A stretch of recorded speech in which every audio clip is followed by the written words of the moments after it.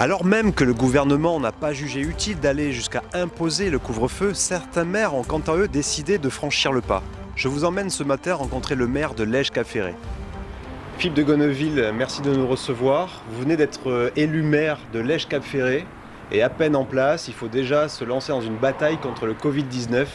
Vous êtes allé jusqu'à imposer le couvre-feu. Expliquez-nous un petit peu dans quel sens sont venues ces mesures et pourquoi. Alors c'est vrai que le Covid-19, c'est notre préoccupation qui nous préoccupe à 200%. Alors pourquoi le couvre-feu? Eh bien tout simplement parce que nous avons considéré que les mesures de confinement n'étaient pas suffisantes sur la presqu'île de Lège-Cap-Ferré pour deux raisons. La première, c'est que nous avions encore des regroupements, notamment sur le sud de la presqu'île, des jeunes ou moins jeunes qui, venant de zones urbaines, ont considéré, et on les comprend, que le confinement était plus agréable chez nous, et qui se permettaient le soir de se réunir, et par conséquent, ça posait des problèmes de contamination. Et deuxièmement, on a vu encore, la semaine dernière, arriver en pleine nuit, des personnes qui viennent d'assez loin, et qui, elles aussi, souhaitaient se confiner chez nous et qui arrivaient à 3-4 heures du matin pour éviter, je l'imagine, les barrages de police et de gendarmerie. Et c'est vrai que j'ai des témoignages me disant que les villas, la veille au soir, étaient vides et que le matin à 10 heures, on voyait 7 ou 8 personnes prendre leur petit déjeuner. C'est la raison pour laquelle il nous a paru pertinent de prendre cette mesure de couvre-feu. D'accord, donc vous parlez essentiellement de gens qui ont des résidences secondaires.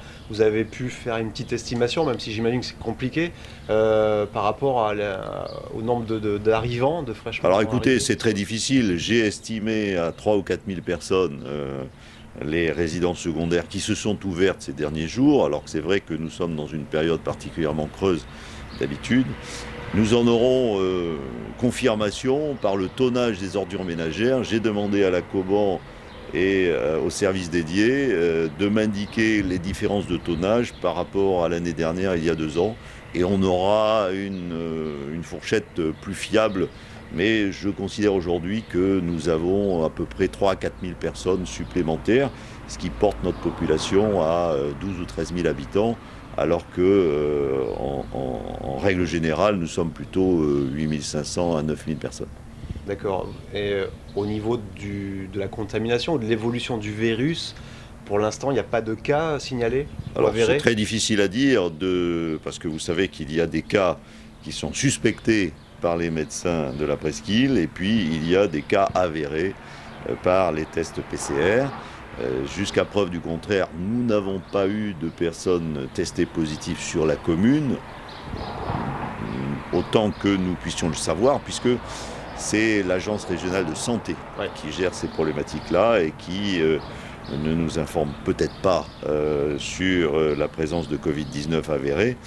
Au demeurant, il faut comprendre que nous sommes tous potentiellement contaminants, puisqu'il y a des porteurs sains, et que c'est la raison pour laquelle il faut prendre ces mesures de confinement extrêmement au sérieux et que nous avons pris cet arrêté spécifique de couvre-feu. D'accord.